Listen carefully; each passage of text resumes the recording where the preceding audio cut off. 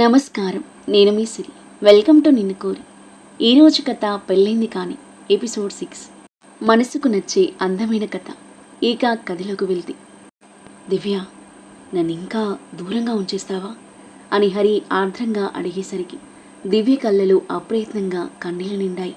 హరి అని అంటూ అతన్ని గాఢంగా కౌగిలించుకుంది. సంతోషంతో ఆమెను తన గుండెలకి హత్తుకున్నాడు హరి. ఇద్దరూ ఒకరి వెచ్చని హాయి కౌగిలిలో మరొకరు బందీ అయిపోయి ఎంతోసేపు అలా ఉండిపోయారు. కౌగిలి వీడకుండానే ఆమెతో పాటు బెడ్పైకి ఒరిగాడు హరి. అతని హృదయంపై తలవాల్చి పొట్టపై చేయి వేసి హత్తుకుని పడుకుంది దివ్య. కలిసి దగ్గరగా పడుకోవడం ఇదే మొదటిసారి. ఒకరి సాన్నిహిత్యం మరొకరికి అంతులేని హాయిని ఇస్తుంది. ఇరువురి మదిలో కొత్త పులకింతలు రేగుతూ గిలిగింతలు పెడుతున్నట్టుగా ఉంది. ఇద్దరి మధ్య మాటలు లేవు. మాటల్లో తెలుపలేని భావాలెన్నో. రెండు హృదయాలు ఊసిలాడుతున్నాయి. ఆ మధురమైన మూమెంట్ని అనుభూతి చెందుతూ హాయిగా నిద్రలోకి జారుకున్నారు. తెలతెల వారుతుండగా మెలకువ వచ్చింది దివ్యకి. తన మెడవంపులో ముఖం దాచుకుని నడుముని చేతితో చుట్టేసి మైమరిచి గాఢ నిద్రపోతున్నాడు హరి. దివ్య పెదాలు అందంగా విచ్చుకున్నాయి. సిగ్గుపడుతూ తనలో తానే ముసిముసిగా నవ్వుకుంటూ అతనికి దగ్గరగా జరిగి కళ్ళు మూసుకుంది. గంట తర్వాత డోర్ కొట్టిన సౌండ్ విని కళ్ళు తెరిచింది దివ్య.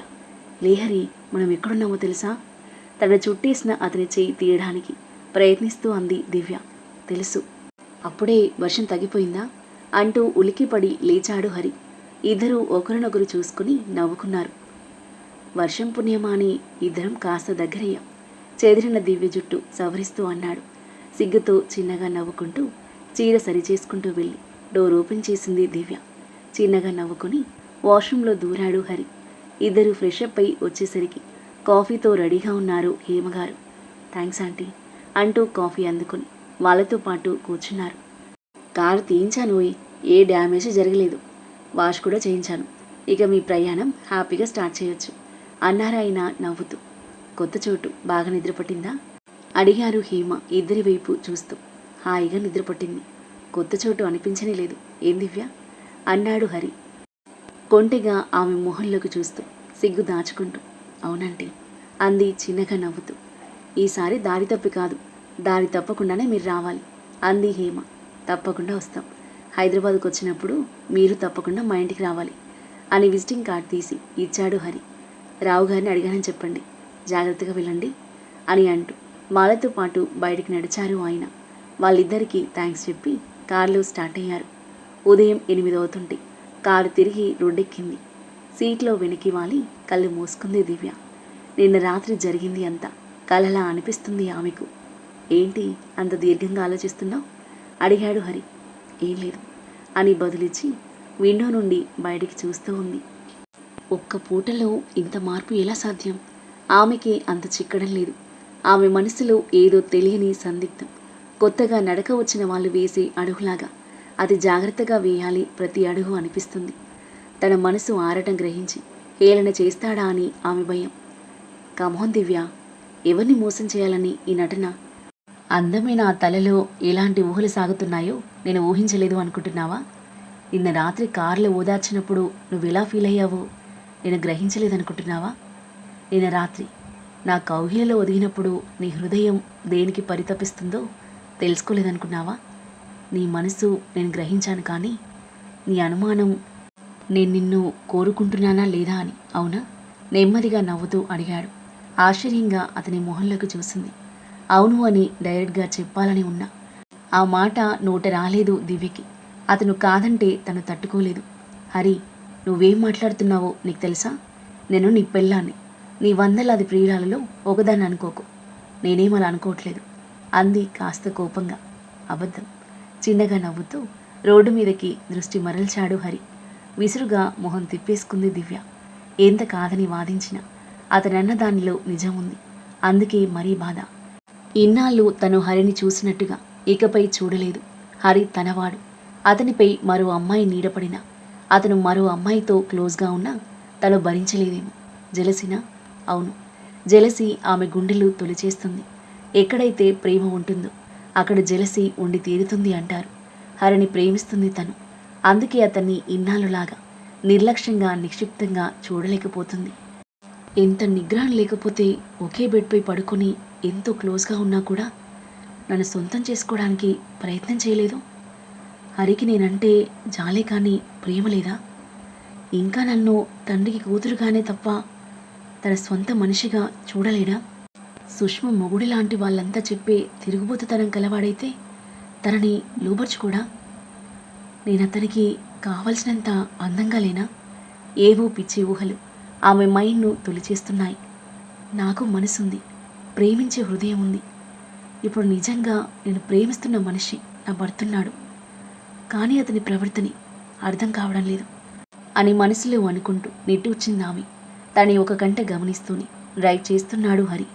45 మినిట్స్లో రావుగారి ఫామ్ హౌస్ గేట్ ముందు కారు ఆగింది. చాలా ఆత్రంగా రావుగారి తోటమాలి గేట్ తెరుస్తూ, అయ్యగారు చాలా కంగారు పడ్డారయ్యా రాత్రి అన్నాడు. బదులుగా చిన్నగా నవ్వి కారు లోపలికి పోనిచ్చాడు హరి. కారు సౌండ్కి రావుగారు, వారి భార్య జానకి ఆత్రంగా బయటికొచ్చారు. ఏమైపోయారు? ఇద్దరూ ఒకేసారి అనడంతో హరి, దివ్య నవ్వేశారు. చాలా పెద్ద కథ జరిగింది, మెల్లిగా చెప్తాను అంటూ వాళ్ళతో పాటు లోపలికి నడిచాడు హరి.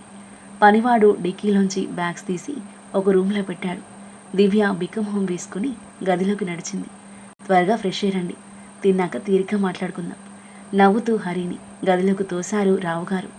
హరి నవ్వుతూనే గదిలోకి వచ్చి తలుపులు దగ్గరగా వేశాడు. గదంతా కలియ చూస్తున్న దివ్య వైపు చూసి, ఒకటే బెడ్ ఉందని చూస్తున్నావా? ఇద్దరికి సపరేట్ రూమ్ ఇవ్వమని చెప్పనా అని అడిగాడు. దివ్య ఏం మాట్లాడలేదు. నిన్న ఏం జరిగిపోయిందని దివ్య? ఎంత చెడ్డవాడినైనా కావచ్చు, కానీ నేనంటే ఇష్టం లేని ఆడదాన్ని అనుభవించాలని కోరికలున్న వాడిని మాత్రం కాదు. అలాంటి వాడినే అయితే అని అంటున్న హరిని చేయి అడ్డు పెట్టి ఆపేస్తూ, ప్లీజ్ హరి అంటూ తన బ్యాగ్ ఓపెన్ చేసి శారీ, బ్లౌజ్, టవల్ తీసుకుని వాష్రూమ్లోకి వెళ్ళిపోయింది దివ్య. ఆమె మనసు అతనికి అస్సలు అంతు పట్టట్లేదు. దగ్గరగా ఉన్నట్టు అనిపిస్తుంది, అంతలోనే ఎంతో దూరంగా ఉన్నట్టు అనిపిస్తుంది. తనంటే ఇష్టం ఉన్నట్టు అనిపిస్తుంది, అంతలోనే ఇష్టం లేదేమో అన్నట్టు బిహేవ్ చేస్తుంది. భారంగా నిట్టూరుస్తూ బెడ్ మీద పడుకొని ఆమె రాక కోసమే ఎదురు చూస్తున్నాడు. 10 నిమిషాల్లో బాత్ చేసి బయటికొచ్చింది దివ్య. నువ్వు వెళ్ళు అంది తల తుడుచుకుంటూ. ఎందుకు అంత తొందర? సాగదీస్తూ అడిగాడు ఓరగా చూస్తూ. ఆంటీ, అంకుల్ మన కోసం ఎదురు చూస్తుంటారు అతని వైపు చూడకుండానే అంది. ఇద్దరం రూమ్లో ఉంటే వాళ్ళకేం బాధ?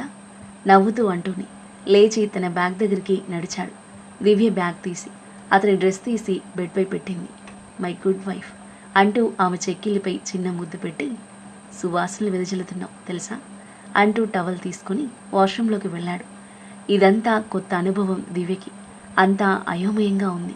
హరి ఇంత చనువుగా ఉండగలడని తను అస్సలు ఊహించనే లేదు. ముఖ్యంగా తన గాజు బొమ్మ అయినట్టు మాటల్లో, చేష్టలలో చూసే హరికి ఈ హరికి పోలికి లేదు అనిపించింది. ఆలోచిస్తూనే రెడీ అయిపోయి విండోలో నుండి బయటికి చూస్తూ ఉన్న దివ్య వాష్రూమ్ డోర్ అలికిడికి వెనక్కి తిరిగి టవల్లో ఉన్న అతన్ని చూసి తడబడి వెంటనే తల తిప్పేసుకుంది. చిన్నగా నవ్వుకొని ఫాస్ట్గా డ్రెస్అప్ అయ్యాడు హరి. పద వెళ్దాం అని డోర్ ఓపెన్ చేయబోతుంటే, హరి అని చాలా నెమ్మదిగా పిలిచింది దివ్య. ఆగి ఆమె మొహంలోకి చూశాడు. బిడియంగా చూస్తుంది. దగ్గరికి నడిచొస్తూ, రావుగారు ఆయన భార్య చాలా ఫ్రీగా ఉంటారు, సొంత వాళ్ళలాగా చూసుకుంటారు. నువ్వు ఫ్రీగా కంఫర్ట్గా ఉండొచ్చు, ఎలాంటి మొహమాటం లేకుండా అని చెప్పాడు భుజాల మీద చేయి వేస్తూ. దివ్య సరి అన్నట్టుగా చిన్నగా తలాడించింది. వంగి చటుక్కున ఆమె పెదవులపై ముద్దు పెట్టుకున్నాడు. కళ్ళు విప్పాచి చూసింది. అనవసరంగా ఇబ్బంది పడుకు, పద అంటూ డోర్ ఓపెన్ చేయగా అతనితో పాటు కదిలింది దివ్య. రండి రండి, వేడివేడి పెసరట్టు వెయిటింగ్ మీకోసం అని నవ్వుతూ ప్లేట్లలో వడ్డించింది జానకి. నలుగురు కలిసి టిఫిన్ చేయసాగారు. దివ్య, ఇక్కడ సరదాగా గడపడానికి రమ్మన్నాను, ప్రామిస్, బిజినెస్ కబుర్లుండవు నవ్వుతూ చెప్పారు రావుగారు. నమ్మకు దివ్య, ఓ గంటో అరగంటో అంతే, తర్వాత మామూలే అంది జానకి. చిన్నగా నవ్వింది దివ్య. కబుర్లతో టిఫిన్, కాఫీలు ముగించారు. రా దివ్య, తోట చూద్దుగాని తన చేయి పట్టుకుని మరో గేట్ గుండా తోటలోకి తీసుకెళ్ళింది జానకి. కనుచూపు మీర పచ్చదనం పరుచుకుని ఉంది. వర్షానికి కడిగిన చెట్లు సన్నని ఎండపడి అందంగా మెరుస్తున్నాయి. నాకు తోటిష్టం, ఆయనకి ఇష్టం. అదృష్టం కొద్దీ హరి మాకు మంచి పనమ్మాయిని కుదిర్చిపెట్టాడు. హరికి తెలిసిన అమ్మాయి, ఎందుకో దెబ్బతిందని చెప్పాడంతే. ఇంటి బాధ్యత తను చూసుకుంటుంది. నేను ఆయన టైం ఉన్నప్పుడల్లా తోటలో తిరుగుతాం. ఆయన బిజినెస్ పని మీద వెళ్తే నేను కూడా వెళ్తాను అని నవ్వుతూ చెప్పి గేట్ లోపలికి తొంగి చూసి మళ్ళీ అంటూ కేక వేసింది జానకి. వస్తున్నా ఆంటీ అంటూ పరుగున వచ్చి నిలబడింది దివ్యను తేరిపారా చూస్తూ. దివ్య ఇప్పుడు చెప్పిన అమ్మాయి ఈమె మళ్ళీ అని చెప్పింది. పేద వేషధారణలో ఉన్న హీరోయిన్లా ఉంది ఆమె. ఈమెను హరి తీసుకొచ్చి పెట్టాడా? ఆశ్చర్యంగా ఆమెని చూస్తూ ఉంది. తనని చూస్తున్న ఆమె కళ్ళలు గర్వం అహంకారం కాస్త ఎక్కువగానే ఉన్నాయి. మన హరి భార్య దివ్య అంది జానకి. బాగున్నారా? హరి ఎప్పుడూ తీసుకురాలేదే మిమ్మల్ని? భద్రంగా లాకర్లో పెట్టాడు నవ్వుతూ అంది. ఆమె మాట తీరుకి అవాక్కైంది దివ్య. హరినా? పేరుతో సంబోధిస్తుంది. అంత చనువుందా హరితో మనసులో అనుకుంటూ. ఈ మధ్యనే ఆంటీ వాళ్ళు రమ్మని పిలిచారు. పిలవకుండా ఎలా వస్తాం? ఎంత ఫ్రెండ్స్ అయితే మాత్రం కాస్త కటువుగానే అంది దివ్య. ఎందుకో తొలి చూపులోని మళ్ళీ దివ్యకి నచ్చలేదు. తనకు తెలియకుండా తన భర్తకు తెలిసిన పని మనిష అర్థం కాలేదు. అలా అని ఊరుకోబుద్ధి కాలేదు. నువ్వు ఎప్పటి నుండి ఉంటున్నావు ఇక్కడ అని అడిగింది. 2 ఏళ్ళు అవుతుంది. హరి ఎన్నోసార్లు వచ్చాడు ఇక్కడికి. మీ గురించి ఎప్పుడూ చెప్పలేదు కదా ఆంటీ అంది మళ్ళీ సాగదీస్తూ. జానకి ఇబ్బందిగా మొహం పెట్టింది. అందరూ పిల్లల గురించి మాట్లాడుకుంటూ కూర్చుంటే హరిలాగా మా వారిలాగా వ్యాపార బుద్ధి సాధించలేరు మళ్ళీ కాస్త కఠినంగానే. ఏం మాట అది అన్నట్టు అంది జానకి. సారీ అలాని కాదాంటీ, ఇన్నిసార్లు వచ్చారు. హరి ఒక్కసారైనా భార్యని తీసుకురాలేదని అన్నాను అంది మెల్లగా. దివ్య చెప్పని చెప్పిందిగా, పిలవకుండా ఎలా వస్తానని.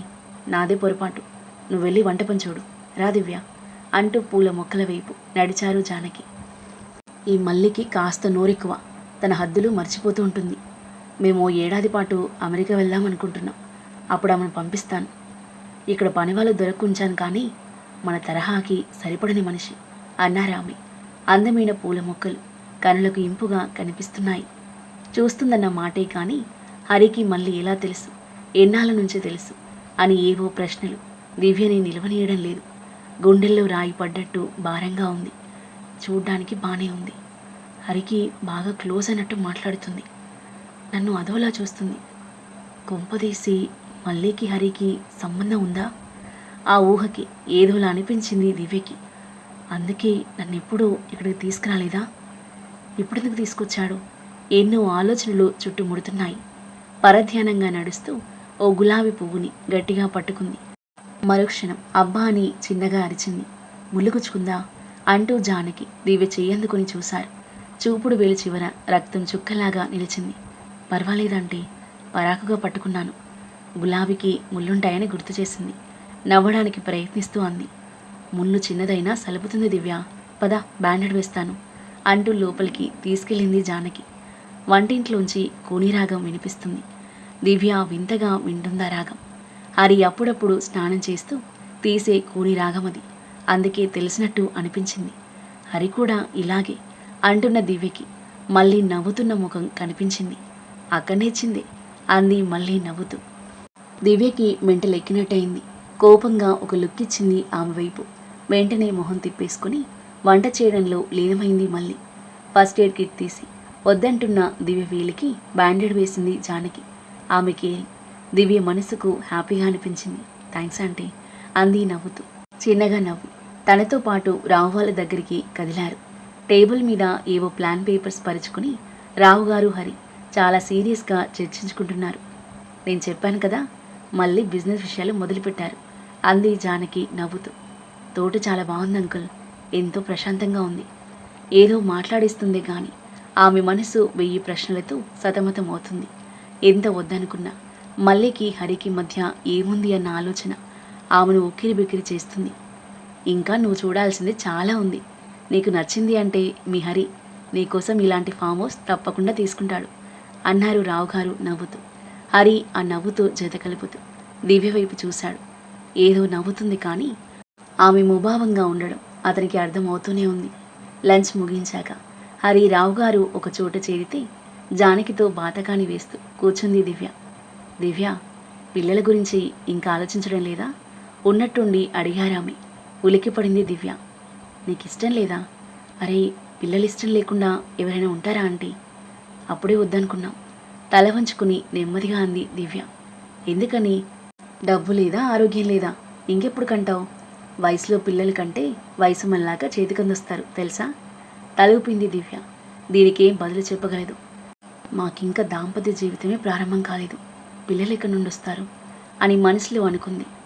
ఈ కాలం పిల్లలని ఇలాంటి అడగకూడదు, కానీ ఏదో చాడస్తాం. నొచ్చుకున్నారామె. అబ్బే అదేం లేదాంటీ, ఇంకా సీరియస్గా ఆలోచించలేదు తప్ప వద్దని కాదు అంది దివ్య. ఇంతలో హరి వాళ్ళ దగ్గరకొచ్చాడు. రావుగారి ప్లాన్లు విన్నారా ఆంటీ అంటూ. ఆయనకేం గాని నీ సంగతి చూడు. ఎన్నాళ్ళిలా దివ్యనే నెలల తరబడి ఒంటరిగా వదిలేస్తూ తిరుగుతావు అని అడిగారు. ఏ నా మీద కంప్లైంట్ చేస్తుందా? దివ్య మొహంలోకి చూస్తూ ఆమెను అడిగాడు. అదేం లేదు, నేనే అడుగుతున్నాను. ఏ భార్య అయినా ఎలా ఊరుకుంటుంది? ఈసారి ఎక్కడికి వెళ్ళినా దివ్యను తీసుకుని వెళ్ళు, కాసేపు రెస్ట్ తీసుకోండి అని చెప్పి జానకి వెళ్ళగా హరిని కోపం బాధ కలగలిపిన ఫీలింగ్తో చూస్తూ రూమ్లోకి వెళ్ళింది దివ్య. తన వెనక్కి వెళ్ళాడు హరి. శారీ టవల్ తీసుకుని వాష్రూమ్లోకి వెళ్ళి అరగంట సేపు బాత్ చేసి వచ్చింది. బెడ్ మీద రిలాక్స్డ్గా కూర్చొని ఉన్నాడు హరి. టైం కాని టైంలో స్నానం చేశావు? నిన్ను పీడిస్తున్న ఊహలన్నీ కడిగి పారేసినట్టేనా? నవ్వుతూ అడిగాడు. ఏ నువ్వు ఆ పని చేయడం కోసం ఎదురు చూస్తున్నావా? ఎదురు ప్రశ్న వేసింది దివ్య. లేదు, నీతో ఏకాంతంగా మాట్లాడాలని ఎదురు చూస్తున్నాను. నిజంగానా? ఏమిటో అంటూ అతని దగ్గరికి రాకుండా మిర్రర్ ముందు కూర్చొని జుట్టు దువ్వుకుంటూ ఉంది.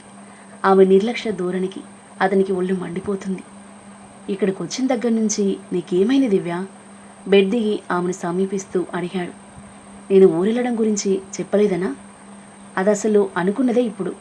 అంతకు ముందు నుంచే నీ ప్రవర్తన వింతగా ఉంది. చేతిలో ఉన్న అతని మొహాన విసిరాలనంత కోపం వచ్చింది దివ్యకి. ముందు ఈ సంగతి చెప్పు అంటూ లేచి నిలబడింది. మళ్ళీ ఎవరు? నీకెలా తెలుసు? నేను మార్నింగే ఆ అమ్మాయిని చూశాను. మై గాడ్, నన్ను చూస్తేనే అసహ్యం ఆమెకి. అసలు ఎన్నడూ చూడని నన్ను చూసి అంత అసహ్యం ఎందుకు? దానికి ఒక్కటే కారణం ఉండాలి, తనకి నీకు అంటూ ఆగింది దివ్య. మై గాడ్ దివ్య, నువ్వేం మాట్లాడుతున్నావో నీకు అర్థమవుతుందా అంటూ ఆమె భుజాలపై చేతులేసి బలవంతంగా తన వైపు తిప్పుకుంటూ, తను ఒకప్పుడు మా ఇంట్లో పనిచేసింది. అమ్మ హెల్త్ బాగాలేనప్పుడు. అమ్మ హెల్త్ సెట్ అయ్యాక తన అవసరం లేకపోయింది. నేనే పని కావాలంటే రావుగారిలో చూపించాను. చదువుకున్నది, అందమైంది. కానీ ఆమె జీవితంలో ఏం జరిగిందో నేను అడగలేదు ఎప్పుడు. అమ్మ ఆమెకు పని చూపించు అంది, నేను చూపించాను. అంతకు మించి ఆమెకు నాకు మధ్య ఏం లేదు. నన్ను నమ్మమంటావా? నేను లేకుండా రావుగారింటికి ఎన్నోసార్లు వచ్చావు. దానికోసమేనేమో. షటప్ దివ్య, నీకు పిచ్చి పట్టింది. అబద్ధం చెప్పాల్సిన అవసరం నాకు లేదు. నువ్వు నమ్ము నమ్మకపో, తనకి నాకు మధ్య ఏం లేదు. తన బిహేవియర్ నాకు కూడా నచ్చదు. ఏదేదో ఊహించుకొని నువ్వు మెంటల్ దానివయ్యి నాకు మెంటలెక్కించకు అన్నాడు కోపంగా. అతని కోపానికి జంకి కళ్ళనీళ్లతో చూస్తుంది దివ్య. విసురుగా వెనక్కి తిరిగి డోర్ దగ్గరికి వెళ్ళబోయిన వాడల్లా రివన వెనక్కి వచ్చి ఆమెను గట్టిగా కౌగిలించుకున్నాడు. నల్లని మేఘాల్లా విస్తరించి ఉన్న ఆమె జుట్టులో ముఖం దాచుకున్నాడు. అలాగే బిగుసుకుపోయింది దివ్య. నీకేమైంది దివ్య? నా సహనాన్ని ఎప్పటికప్పుడు ఎందుకులా పరీక్షిస్తున్నావు? చేతులు ఇంకా గట్టిగా బిగించాడు. అతని కౌగిలిలో ఆమె దేహం కంపిస్తుంటే హరి అంది వణుకుతున్న గొంతుతో. కానీ అతను కౌగిలి సడలించలేదు. ఆమెనింకా దగ్గరికి తీసుకుంటూ. ఎందుకు వణుకుతున్నావు? ఆమె చెవిలో గుసగుసలాడుతున్నట్టు అడిగాడు. మౌనం వహించింది దివ్య. నేను దగ్గరగా రావడమే నేనింత కదిలిస్తే నిన్ను చూస్తూ నేనేమైపోతున్నానో ఊహించలేవు నువ్వు. నీకసలు హృదయం లేదు దివ్య. ఆ విషయంలో నువ్వు మామే పోలిక అన్నాడు. మెడ మీద, గడ్డం మీద, నుదుటి మీద చిన్న చిన్న ముద్దులు గుమ్మరిస్తూ. ఉద్వేగంతో అతని హత్తుకుంది దివ్య. అతను తనని వదలకూడదు. ఇలాగే తనని కౌగిలిలో బంధించి ఉంచాలి. దూరంగా ఉంచిన బాధ కంటే ఈ బాధ బాగుంది అనుకుంది. నీ అందమైన బుర్రలో సాగుతున్న ఊహలు నాకు వినిపిస్తున్నాయి. నిజం చెప్పు, నేను నీకు అమరలేదు, కానీ ఏ అమ్మాయి నన్ను కోరుకోకూడదు, అవునా? అదేనా నీ బాధ అని అడిగాడు. దివ్య ఏం మాట్లాడగలదు. మౌనంగా అతని గుండెల్లో మొహం దాచుకుని ఉండిపోయింది. దివ్య, ఆలోచించుకో. నువ్వు నాకు కావాలి. ఇలా పిచ్చి పిచ్చి అనుమానాలతో కాదు, హృదయపూర్వకంగా నాకు దగ్గర కావాలి. అప్పుడు నిన్ను నా దాన్ని చేసుకోగలను. అప్పటిదాకా ఇంతే. హఠాత్తుగా కౌగిలి వదిలి గదిలోంచి బయటికి వెళ్ళిపోయాడు హరి. ఆ తరువాత ఏం జరగబోతుంది? దివ్య ఎలాంటి నిర్ణయం తీసుకుంటుంది? తన మైండ్లో ఉన్న అనుమానాలని తొలగిపోయి అతనికి దగ్గరవుతుందా? ఇద్దరూ ఒకటవుతారా? అద్భుతమైన కథనంతో ఇంట్రెస్టింగ్గా సాగి ఈ కథ యొక్క నెక్స్ట్ ఎపిసోడ్ కోసం మన నెక్స్ట్ వీడియో చూడండి. కథ నచ్చితే లైక్ చేయండి. ఈ కథపై మీ అభిప్రాయాన్ని తప్పకుండా కామెంట్ చేయండి. ఇంకా ఇలాంటి ఇంట్రెస్టింగ్ స్టోరీస్ కోసం మన ఛానల్ని సబ్స్క్రైబ్ చేయండి. Thank you for listening.